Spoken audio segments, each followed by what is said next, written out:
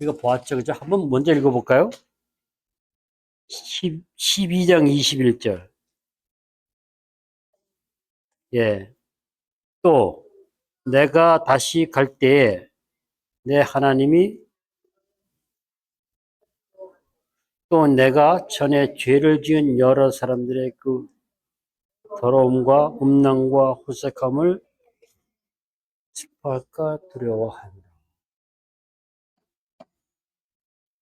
바울은 고린도 교인들이 사실은 그 두 번째 방문을 하고 급히 돌아와서 눈물의 편지를 썼죠.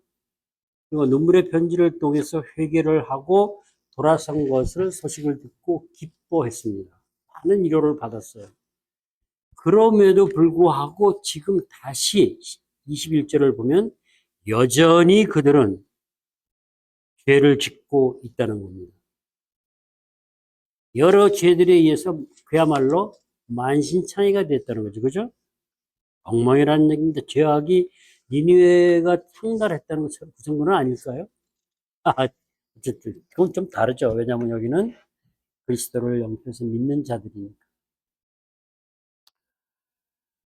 회개하고 돌아선 자들도 있었지만 돌아서지 않은 자들 때문에 그들이 여전히 악행을 저지르고 있다는 것입니다. 그래서 바울이 오늘 본문에서 그렇게 얘기를 하죠. 그죠? 내가 다시 가면 용서하지 아니하리라. 제가 이런 말을 하면 어떻게 될 거예요? 용서하지 아니할 것이다. 이러면.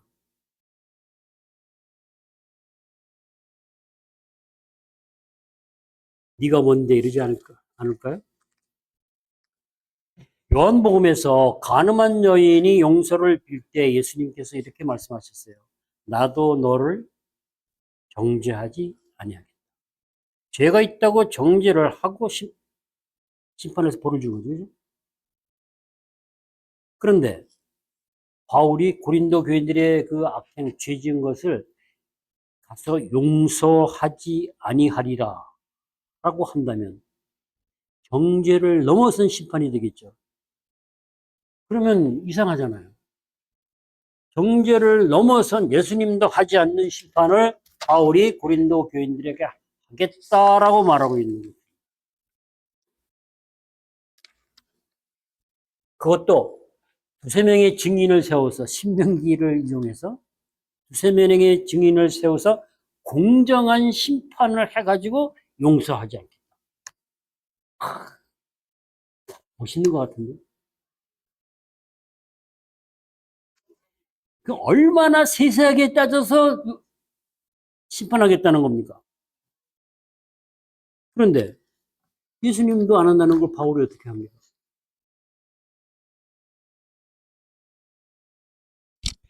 제가 성경을 읽을 때 단어 선택에 관해서 말씀을 드릴 때 나를 끌어당기는, 나와 이야기를 하고자 하는 그런 그 말씀이 감동을 주거나 나를 끌어당기는 것 중에 또 아니면 이렇게 이해가 되지 않는 것, 앞뒤가 안 맞잖아요. 그죠? 예수님도 안 했는데 바울은 왜 했다? 왜 한다 그러는가? 그럼 이런 단어와 구절을 가지고 읽기, 해석을 연구하는 것을 시작하라고 했습니다. 그러면 우리도 과연 왜 바울은 이 말을 할까라고 우리는 그 의미를 찾아봐야 될 겁니다. 무슨 의미가 있기에 그렇게 말을 할까요? 무슨 속셈이 있기에 자기가 용서하지 않겠다고. 이게 완전히 이렇게 얘기하는 것 같지 않아요? 바울이? 강하게 내가 가면 너희를 정말 용서하지 않겠다. 그럼 저거 그러면 너가 뭔데? 예. 사실은 이거는 바울이 단지 고린도 교회에 가게 된다는 얘기를 하고 있는 거예요.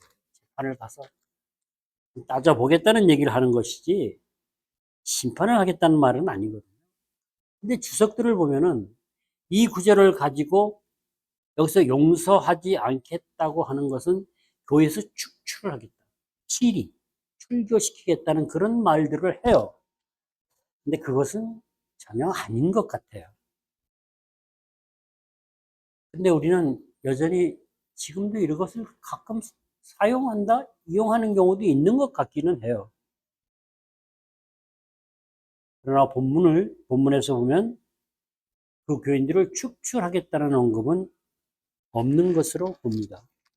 그래서 7위로 축출로 보는 것은 무리가 있는 것 같아요.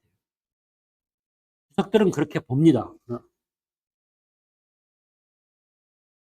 바울이 가서 사실을 분명하게 밝혀서 용서하지 않겠다고 하는 말은 가짜들이 하는 것과 동일한 세상 방법으로 자신의 사도적 권세를 활용해서 복종하게 하겠다라고 하는 말과 사실은 같은 말입니다. 가짜들이 쓰는 방법대로 해보겠다. 근데 가짜들이 어떻게 했어요? 고린도 교인들을 종으로 삼았지, 그죠? 잡아먹거나 빼앗거나 착취했어요, 그죠? 때리기까지 했어요. 그런 것을 용납한다 그랬어요. 바울도 가서 바울의 사도의 권세를 가지고 그들을 핍박하고 때리면 되잖아요. 힘과 협박하면 그들이 들을 거 아니에요. 그걸 바울이 모를까요? 바울은 너무 잘할 거예요. 담메색에서 회심을 하기 전에 하던 일이 그거잖아요. 협박하고 핍박하고 잡아들이는 일 아니었어요?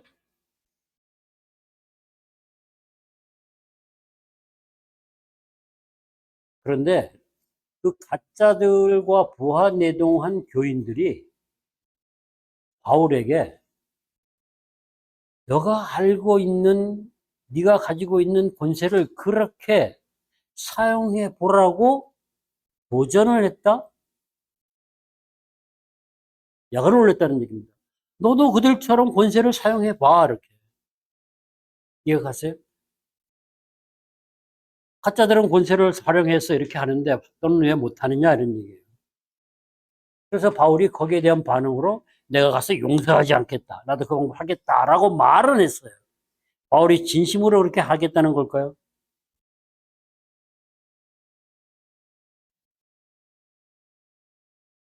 그렇게 하지 말라는 거 아닐까요? 부모가 자식한테 너 그렇게 하면 내가 그냥 안 될 거야. 용서하지 않을 거야. 이게 무슨 얘기예요? 벌 준다는 얘기보다는 그렇게 하지 말라는 얘기가 강조하는 거 아니겠어요? 이게 바울도 마찬가지로 사실은 고린도 교인들에게 눈물의 편지를 통해서 회개하고 돌아섰잖아요. 그렇게 제발 이번에도 돌아서라라는 얘기예요. 그래서 다음 구절에 나오는 것 같이 버려진 자가 되지 말라라고 하는 얘기입니다, 사실. 그럼 바울이 세상 방법을 쓰지 않고 진심으로 그렇게 하지 않겠다면 어떻게 하는 것일까요? 바울이 본서 10장 3절에서 이렇게 말했습니다. 우리가 육신으로 행하나 육신에 따라 싸우지 아니한다 그랬어요. 우리가 싸우는 무기는 육신에 속한 것이 아니요 오직 어떤 견고한 진도 무너뜨리는 하나님의 능력이라 그랬어요.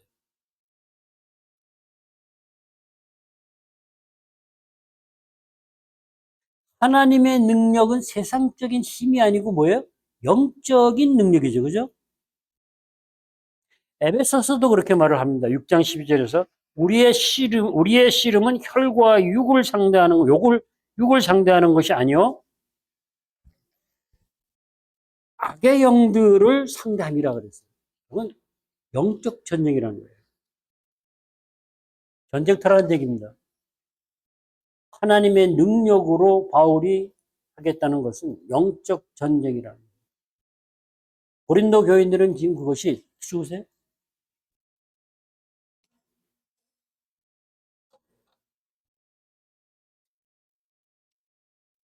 속고 있는지 지옥인지도 모르고 살아가고 있다는 겁니다. 영적 전쟁을 선포하는 겁니다.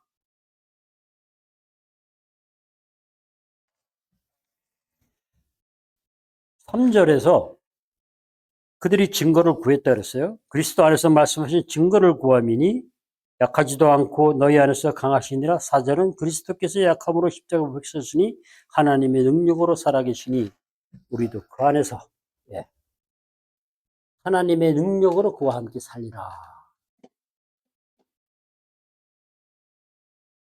예수 그리스도의 십자가의 죽음과 부활을 믿는다는 것은 어떤 의미인가요? 십자가의 사건은 사망 권세를 이긴 사건입니다. 사망 권세를 이긴 그리스도와 우리가 함께 산다는 거예요. 그럼 우리가 사망 권세를 두려워할 필요가 없잖아요. 부활의 삶을 사는 성도들은.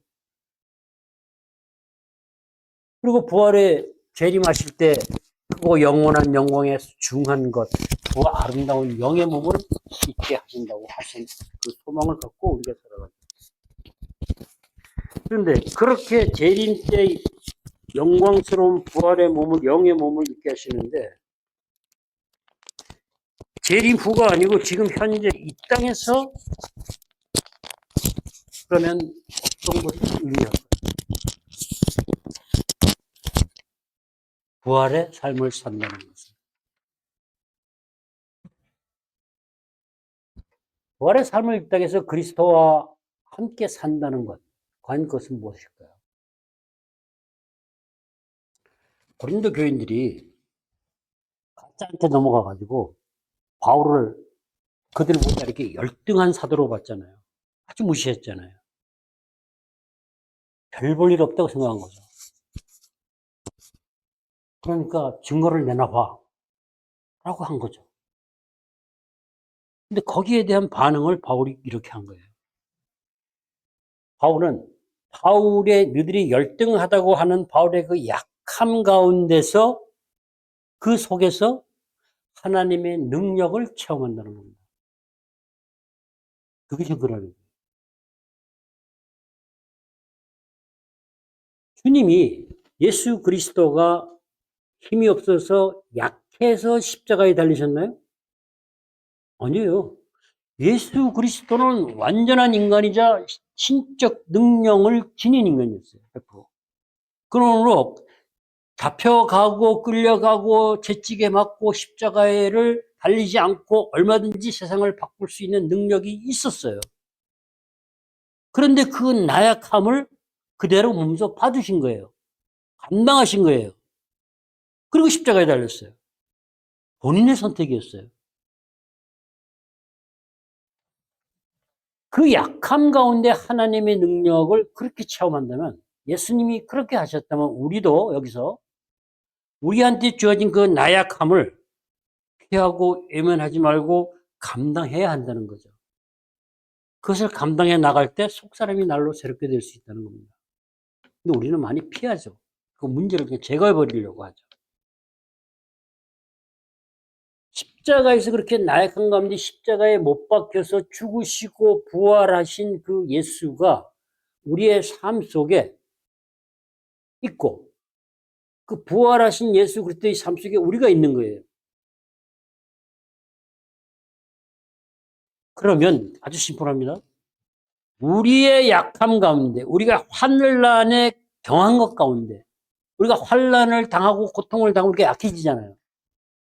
그 약한 가운데서 환난에 경한 것 가운데서 크고 영원한 영광에 중한 것을 이루어 간다라고 얘기를 했어요. 그리고 앞절에서는 속사람이 날로 새롭게 된다라고 했습니다. 그럼 우리는 약해, 환난, 고통, 힘든 일 가운데 내가 나약해졌을 때 그것을 피하는 것이 아니라 그대로 받아들이고 감당하고 간다, 직면해야 된다는 겁니다. 그럴 때 하나님은 그 안에서 하나님의 능력으로 역사를 하신다는 겁니다. 속사람을 이렇게 바꿔간다는 거예요. 날로 새롭게. 겉사람은 후패하나 속사람은 날로 새롭게 자라간다는 거예요. 바울이 그랬잖아요. 약함 가운데 역사하는 하나님의 은혜. 그거를 주님이 그러셨잖아요. 내 은혜가 내게 족하다. 그 약한 가운데서 하나님 능력, 주의 능력이 완전해진다 그랬어요. 그러므로 영적 전쟁에 우리가 할 때 그 능력이 입혀주는 옷, 하나님의 능력이 우리 속사람을 새롭게 해서 영광이 주어진 것을 이루어가는 그 과정 속에 우리한테 입혀주는 옷. 그게 뭐죠? 성품이죠. 예수의 성품으로 성령의 열매를 맺어서 예수의 성품으로 변화돼서 인격이 되는 것. 그것을 우리가 영적 전쟁에서 전신갑주라고 하는 거예요. 예수 그리스도 옷 입으라고 하는 것이 바로 그것입니다. 우리의 성품이 예수의 인격으로 바뀌어진 것을 말하는 거예요.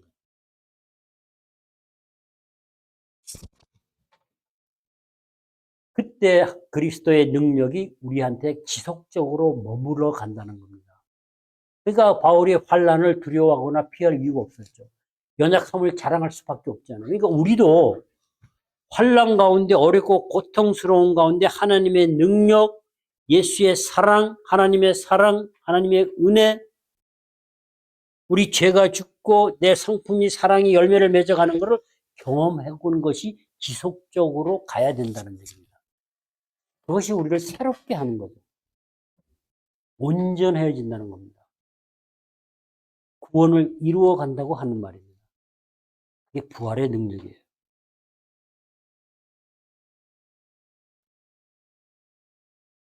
그것이 연약한 가운데서 나온대요. 그 십자가의 예수 그리스도의 죽음과 부활을 통해서 내가 죽고 예수가 살 때.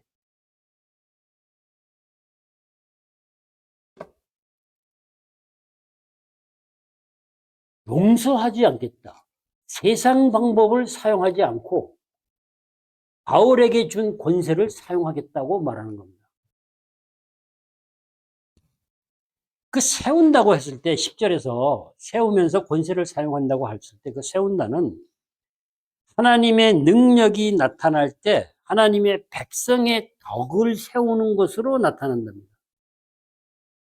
하나님의 능력이 우리 안에 나타나면 덕을 세우는 것으로 나타난대요. 그 덕이 뭐죠? 그 덕은 성령의 열매를 말합니다. 그래서 번역을 할 때 성령의 열매를 덕목들이라고 하죠. 그리고 성령의 열매는 사랑이라는 것이고 사랑이 그 덕목들을 형성해 나간다고 제가 말씀드렸습니다. 그것은 그리스도의 성품으로 인격으로 자라가게 하는 거죠. 그것이 세우는 겁니다. 하나님의 능력이 세워간다는 겁니다.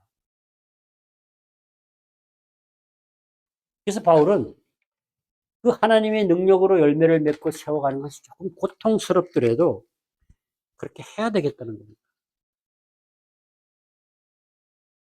근데 요즘은 그 고통스러운 것을 느끼지도 않고 알고 싶게 하지도 않죠.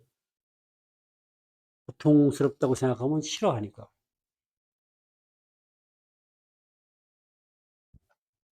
결국은 사도 바울이 말하고 싶은 것은 사탄의 속임수를 피하라는 거예요.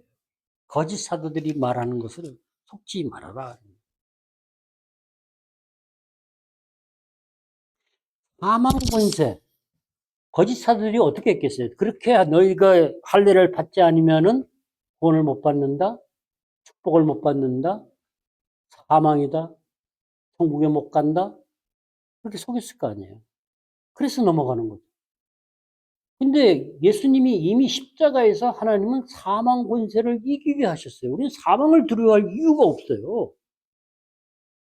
사망 권세를 이긴 주님 안에 우리가 있고 사망 권세를 이긴 주님이 내 안에 있어요. 그런데 왜 속임수에 넘어가야 돼요? 왜 사망을 두려워해야 되냐고. 왜 거짓 사도들에게 거짓의 속임수에 넘어가야 되느냐 이런 얘기입니다. 바울이 어떤 권세를 행사하려고 할까요? 권세. 목사한테 권세가 있네. 사도 바울한테 권세가 있고 목사한테 권세, 성도들한테 모든 그리스도인들에게 권세가 있습니다. 사도 바울이 사도권을 여기서 계속 얘기하고 가니까 사도 바울에게만 있는 것을 얘기하는 것이 아니에요. 사도 바울을 통해서 모든 그리스도인 성도들에게 있는 권세를 얘기하는 겁니다. 바울이 행사하라고 하는 권세는 이런 권세예요. 고린도 교인들이 너희들이 얼마나 어리석은지 스스로 깨달아 알게 만들어야 하는 권세. 이게 권세라 그러면 답이 되나요? 고린도 교인, 지금 세상에 속아 넘어가 있고 세대를 본받고 거짓과 속임수 난무하는 이곳에서 그들이 얼마나 어리석은지를 스스로 깨달아 알게 만들어야 하는 권세. 하나님을 거역하는 불순종, 하나님을 거역하는 적대감, 이기적인 내 생각, 목적,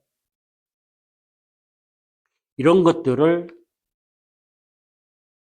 변화시켜서 하나님께 순종할 수 있는,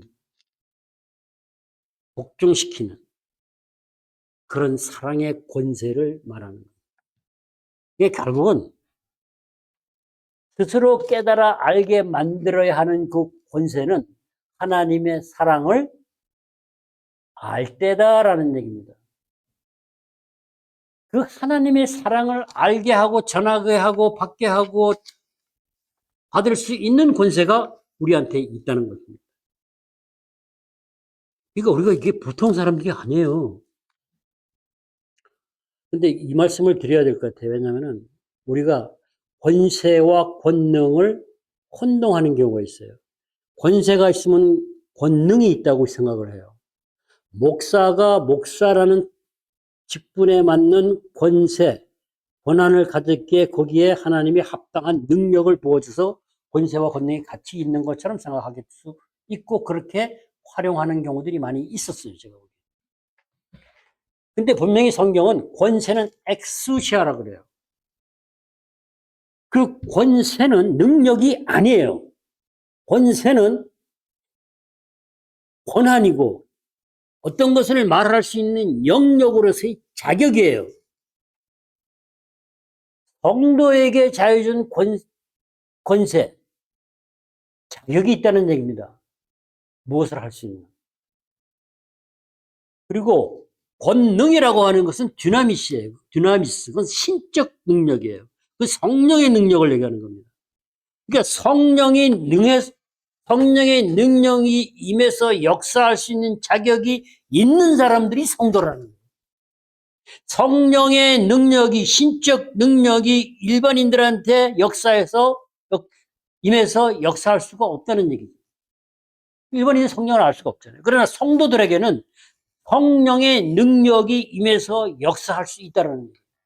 그게 권세예요. 그게 내 권세예요. 나는 어떤 권세를 가졌어요? 성령의 능력을 기도를 하면 성령이 내 나인데 역사할 수 있다.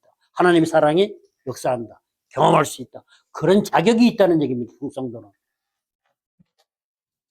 그래서 자격으로 보는 것이 가장 합당한 것 같아요.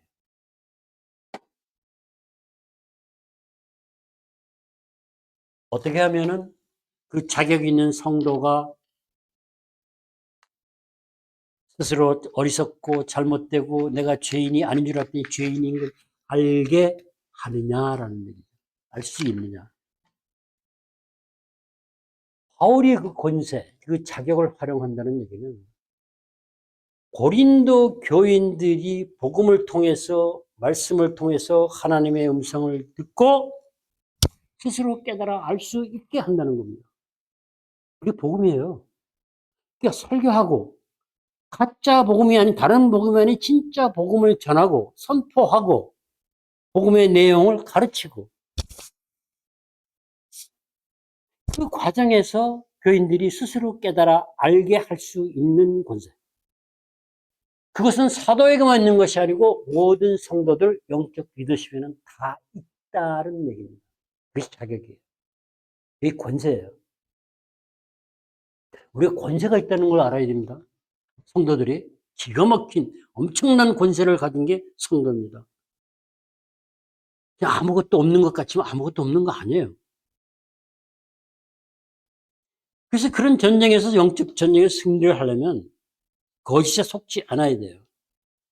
거짓에 속지 않으려면 가장 중요한 게 뭐예요? 사망 권세를 이긴 예수 그리스도를 믿는 믿음이에요. 그게 믿어져야 돼요. 그래 두렵지 않은 거예요.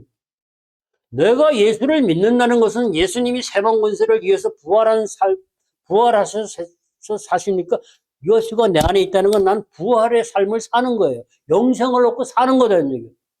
육신이 죽어도 죽은 게 아니다라는 얘기예요. 그걸 믿는 게 가장 중요해요. 그래서 바울은 하고 싶은 거죠. 거짓 사도들이 얘기하는 거하고 내가 얘기하니까 뭐가 다르냐. 내가 분별할 수 있어야 돼.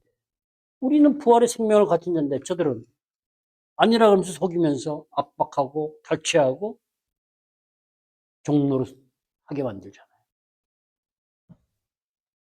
그래서 그리스도가 내 안에, 너희 안에 없으면 너희는 버린 자다. 우리가 언제 버림받았죠?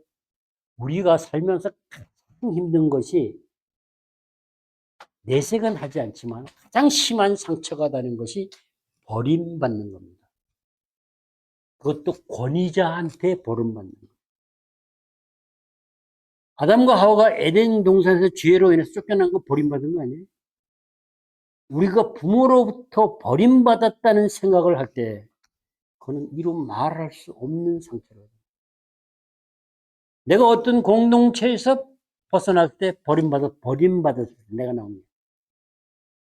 권위자, 목사한테 아니면 나랑 아주 친하고 가까우고 사랑하는 사람한테 그것은 심한 상처가 되는 거예요. 근데 하나님에게서 버림받았다. 그러면 끝이죠. 하나님한테 버림받으면 사망과 지옥 가운데 사는 것이 현실이다라는 얘기예요. 에덴 동산에서 나와서 인간이 지속적으로 사망과 저주 가운데서 살았잖아요. 버림받은 자로. 근데 예수를 보내서 예수를 믿고 우리가 버림받은 자에서 구원받은 자가 됐잖아요. 그래서 하나님의 말씀을 청정하고 의지하고 살아가면 생명과 축복 가운데 살아가는 것이다라는 거예요. 그러니까 우리는 예수를 믿은 자도 우리는 부활의 삶을 사는 우리는 버림받은 자가 아니다. 고린도 교인들, 너희들과 나는 버림받은 자가 아니다라는 얘기. 그것을 너희가 알아야 된다는 얘기. 사망 권세를 끌려간다는 것은 버림받은 자라고 생각하기 때문에 끌려가는 거예요. 내가 버림받아서 죄로 인해서 사망의 종로로 사는 거거든요. 내가 버림받은 자가 아니라면 죄를 짓고 죄의 종로로서를 할 필요가 없다라는 얘기예요. 그래서 바울이 얘기하는 거예요. 믿음이 있는지 시험해보라고 하는 거예요. 그래서 고린도 교인들 자신 속에 예수 그리스도가 있으면, 믿음이 있고 예수 그리스도가 살아계시면 고린도 교인들도 뭘 볼 수 있어요? 바울에게 있는 예수를 볼 수 있다는 얘기입니다. 성도들도 마찬가지예요. 우리가 내 안에 예수가 있으면 예수가 있는 사람이 보인다라는 얘기예요. 내 안에 세상이 있으면 세상만 보여요. 근데 참 좋은 게 하나 있어요. 세상을 야곱처럼 험악하게 살면은 교회 안에서 거룩하고 성스러운 영적인 것은 안 보이지만 세상 노릇하는 건 잘 보입니다. 그럼 반대쪽으로 구분이 되지 않겠어요? 그죠? 그래서 참 목사들 강단 설교 참 조심해야 돼요. 왜? 완전히 성도들이 너무 잘 알거든요. 내가 세상 방법의 얘기를 하면 다른 사람은 몰라도 험악한 세상을 살면 이민자들의 어르신들은 너무 잘 안다는 거예요. 그래서 조금은 언어를 하더라도 영적인 얘기를 하는 게 좋습니다. 시험해보라는 겁니다. 정말 예수가 있는지. 내 안에 정말 예수가 있다면 버림받은 자가 아니라는 겁니다. 근데 이것을 재밌게 설명한 것이 하나 있더라고요. 확증하라고 한 말 속에 이런 내용이 있더라고요. 원어에 보석 세공자가 금덩어리 속에 포함되어 있는 불순물을 제거하기 위해서 불 속에 집어넣는 것과 같은 상황. 금을 찾아내기 위해서 불순물을 제거하기 위해서 불덩이에 집어넣는다는 얘기예요. 그런 상황 속에서 금을 골라낸다? 검증한다, 살핀다는 개념이 있다는 거예요. 이게 너무 아주 오묘한 거예요. 우리가 환난 가운데 들어가 있을 때 우리 죄 때문에 그 환난 가운데서 불순물을 제거하고 속사람을 새롭게 만들어가는 성령의 열매를 맺어가는 거예요. 그래서 환난 가운데 어렵고 힘든 고난, 고통이 문제가 되지 않는다는 얘기예요. 사용하는 도구가 될 수 있다는 얘기예요.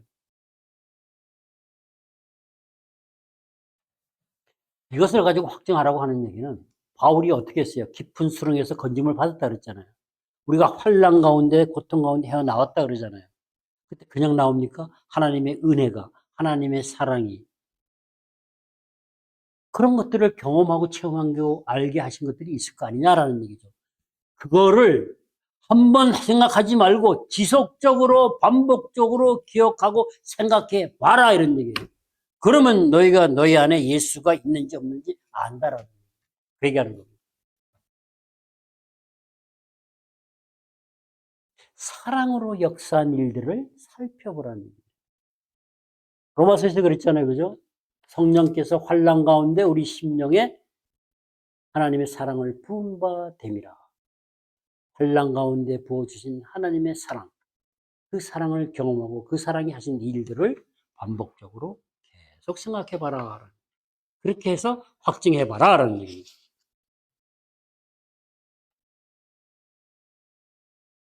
그러면 우리 안에 예수가 있어서 거짓 사도들이, 가짜들이 와서 자신들의 말을 듣지 않으면 지옥에 간다고, 사망과 저주 가운데서 축복받지 못한다고 그런 거짓말을 해대도 우리는 속아 넘어갈 이유가 없다라는 얘기예요. 하나님의 말씀을 청정하면 거짓에 속아 넘어가지 않고 생명과 축복 가운데 살아갈 수 있다는 거예요. 하나님이 우리를 위해서 그렇게 하라고 하신 거예요. 근데 인간들이 잘 안 해요. 뭐라고 안 하려고 그래요. 그리고 우리는 믿음에 서 있어야 된다는 겁니다. 믿음에 서 있지 않고 버려진 자가 되면 어떻게 됩니까? 심판대에서 유황불에 던져지는 진짜 버려진 자가 되는 거죠.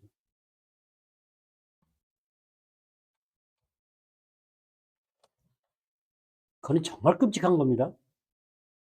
또 바울이 말한 것 중에 하나 더 있어요. 벌거벗은 자로 발견될까 두려워하느라. 영의 몸을 잊지 못하는 경우도 있다는 얘기를 하는 거예요. 아이고, 난 그 생각하면 끔찍해요. 내가 올라가서 보니까 나는 벌거벗고 있는데 친구는 폼나는 영의 몸을 입고 있으면 그거 얼마나 그러면 안 되잖아요. 그래서 믿음에 서 있어야 된다는 거예요. 그리스도와 함께 영생을 누리며 살아야 된다는 겁니다.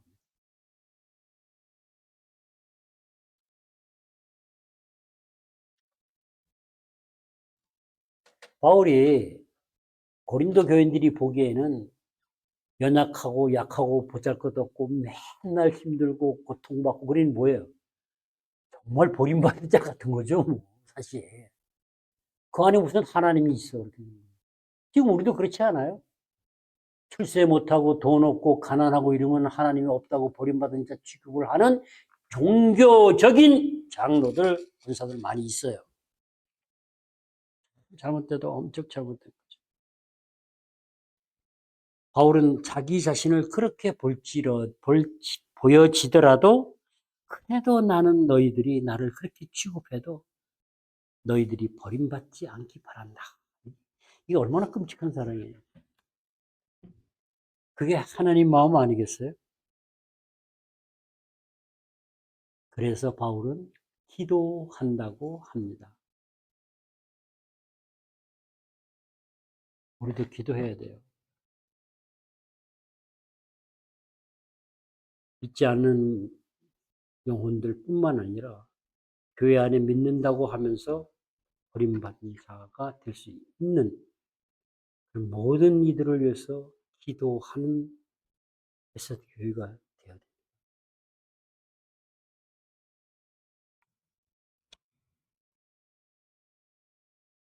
영적 전쟁에서 기도를 하지 않고는 할 수 있을까요? 못해요. 전쟁은 전쟁터에 들어가야 됩니다.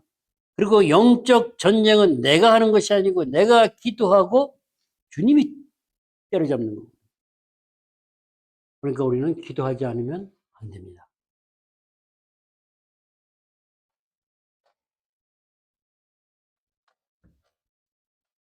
버려진 자가 되지 않으려면 죄성이 제거돼야 돼요. 죄성이 제거되지 않으면 윤리 도덕적인 행위만으로 가지고 내 노력을 가지고는 본질은 바뀌지 않아요.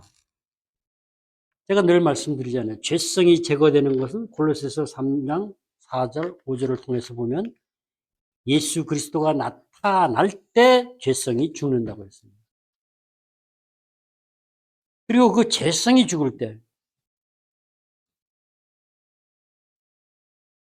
내 안에 예수 그리스도가 나타나서 예수 그리스도가 내 안에서 예수 그리스도를 믿는 그 믿음이 사랑을 통해서 스스로 역사한다고 갈라디아서 5장 6절은 말하고 있어요. 믿음입니다. 그리고 그 믿음이 사랑을 통해서 우리를 온전하게 만든다.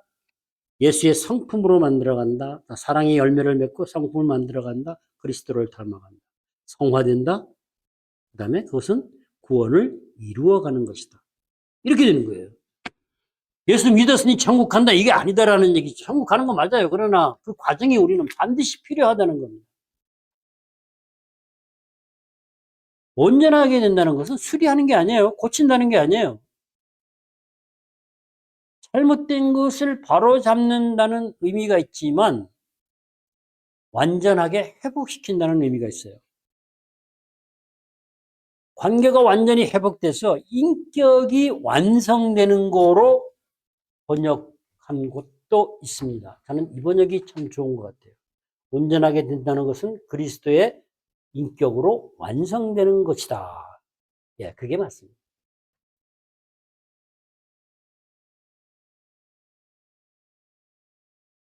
바울은 용서를 하지 않겠다고 한 것은 사실은 고린도 교회 자기의 권세, 그 사랑을 통해서 하나님의 십자가장 그 사랑을 통해서 그들이 회개하고 돌아서기를 간절히 바라는 아비 마음 같은 거죠. 용서하지 않을 거야, 내가 너를. 버려버릴 거야. 이렇게 말하는 경우도 있잖아요. 그렇게 하지 말라고 정말 강력하고 간곡한 부탁이죠. 그 얘기를 바울은 하고 있는 겁니다. 아비의 마음이죠. 그리고 그것을 위해서 바울은 온전하게 되는 것을 위해서 그리스도를 닮은 인격으로 완성돼 가기를 기도한다는 거예요. 우리 헤세드 언유처치의 기도 제목이 되어야 됩니다. 그러면 이 땅에 하나님의 사랑과 정의와 공의가 조금씩 조금씩 실현돼 갈 수 있을 것입니다. 그래서 10절에서 얘기하는 겁니다. 그러므로 내가 떠나 있을 때 이렇게 쓰는 것은 대면할 때 주께서 너희 넘어뜨리라는 세우려 하여 주신 그 권한을 따라한다. 덕을 세우기 위해서 권한, 권세를 사용한다. 덕을 세우기 위해서 가르치고 선포하고 복음이 능력이 되게 하겠다는 것입니다. 그 사랑으로 하겠다는 것이죠. 사도권은 그럼 뭐예요, 결국은? 그 권세는 교회의 덕을 세우기 위한 것, 이렇게 말하기보다는 성도들의 덕을 세워가며 교회의 덕을 세우는 것. 성도들의 성품이 형성이 되잖아요. 성도들이 성령의 열매를 맺고 성령의 열매를 서로 맺어가는 것을 도와주고 교제하는 것. 그렇게 세워지는 것이 교회죠. 그렇게 성품과 그리스도의 인격으로 자라가게 하기 위해서 모인 것이 교회 공동체예요. 그것을 덕을 세우기 위해서 쓰는 수단이 방법이 사도의 권위, 권세, 권한, 자격이라는 겁니다. 그것은 사도뿐만이 아닌 모든 성도들의 자격이고 권한이고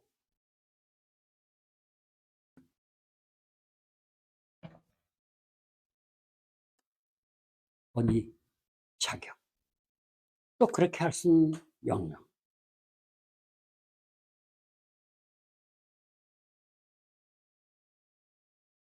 고린도 교인들이 바울 보고 가짜들처럼 세상 방법을 해봐라. 너 힘이 있지 않냐? 너 힘을 써봐라. 힘을 사용해봐라. 권한이 있지 않냐? 그리고 덤비면 정말 쓰고 싶었을 거예요. 그죠? 그거를, 그 힘을 가지고 미혹을 하다가 실패한 게 마귀죠. 마태복음 4장에서 나중에 그러잖아요. 이 세상 모든 것을 다 준다. 세상의 힘을 다 줄 테니 그 힘으로 해봐라. 이런 얘기예요. 그 힘으로 할 수 있다는 것은 엄청난 유혹입니다. 우리 많이 넘어갑니다. 그 힘은 돈이 될 수도 있고, 힘이 될 수도 있고, 나이도 될 수 있어요. 명예, 권력, 그 무엇이든 힘으로 사용될 수 있다는 겁니다. 정말 무서운 거예요.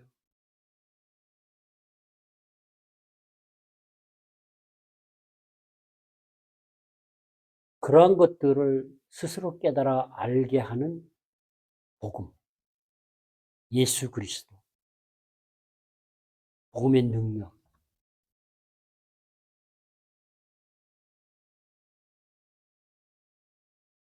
완전히 변화된 삶을 살아가게 하는 것. 오늘 본문을 보면서 설교 준비를 하면서 정말 우리가 해야 헤세드 언유 처치가 해야 하는 성경 읽기를 통한 해석이야말로 우리 모두가 할 수 있는 권세라는 것. 해야 되는 권세라는 것. 그게 힘이에요. 고난이에요. 우리에게 주신 고난이라는 것. 그것을 가지고 가르치고 선포할 때 말씀 안에서 성령이 하나님의 음성을 듣게 할 때 깨달아 알고 거짓에서 나오는 거 아니겠어요? 우리의 사역, 헤세드 언유 처치의 사역을 해야 할 일을 다시 한번 너무나 분명하게 말씀해 주시는 것 같았어요. 우리에게 주신 권세라는 겁니다. 그것을 할 수 있는 자격을 주셨다는 겁니다. 그래서 부르심에 응답하는 자로 세워갈 수 있다는 것입니다. 사랑의 권세, 그게 우리에게 있다는 겁니다. 우리에게 있는 걸로 머무는 것이 아니라 모든 성도들에게 그 사랑의 권세를 통해서 그들이 깨달아 알고 그들도 동일한 사랑의 권세를 가지고 있는 것을 알고 그 사랑을 유통시킬 그 사랑의 원천이 돼서 흘러보내는 그런 성도들이 되어야 할 것이라고 봅니다. 모든 그리스도인이 믿는 자들의 권세다. 이거 참 너무 좋지 않아요? 그렇게 어마무시한 권세가 있다는 걸 알고 있을까요? 당연히 우리 대단한 사람들이에요, 사실은. 하나님의 능력이 역사하는데 하나님의 사랑을 흘러보낼 수 있는 자격이 있다는 거예요. 그냥 내가 하나님의 사랑을 알고만 지내는 게 아니라 하나님의 사랑을 알고 그것을 원천이 돼서 흘려보내고 세워갈 수 있는 그런 자격, 그런 권세가 있는 게 우리라는 거예요. 장로님, 권사님, 사모님, 우리 목사, 헤세드의 언니 추천하는 모든 성도들 우리 그렇게 세워져 갈 수 있기를 주님의 이름으로 정말 간절히 소망하고 그렇게 될 수 있기를 축원합니다. 기도하겠습니다. 아버지 하나님 감사합니다. 우리에게 주신 권세, 십자가에서 우리가 죄인 되었을 때 사랑한다고 말씀하신 또 보여주신 그 확증한 사랑을 저희들에게 부어주시고 하나님의 그 십자가의 확증한 그 사랑 안으로 성도들을 인도해 갈 수 있는 그런 권세를 주시고 자격을 주시고 권한을 주셨습니다. 아버지 하나님, 저희들이 그 권세를 바르게 사용하셔서 정말 하나님의 그 사랑을 모르는 체험하지 못한 많은 이들을 하나님의 그 사랑으로 그 사랑 안으로 인도하여서 그들이 그 사랑으로 그 사랑의 열매를 맺어가는 그렇게 온전하게 세워져 가는 그 일을 감당할 수 있도록 저희들이 하나님의 그 사랑 안에 살게 하여 주시옵소서. 우리가 인도에 가면 하나님은 받아주신다고 하셨습니다. 버려진 자 모두 받아주시고 하나님 품 안에서 그 사랑 안에서 회복하며 영생을 누리는 삶을 살아갈 수 있도록 축복해 주시옵소서. 예수님의 이름으로 기도했습니다. 아멘.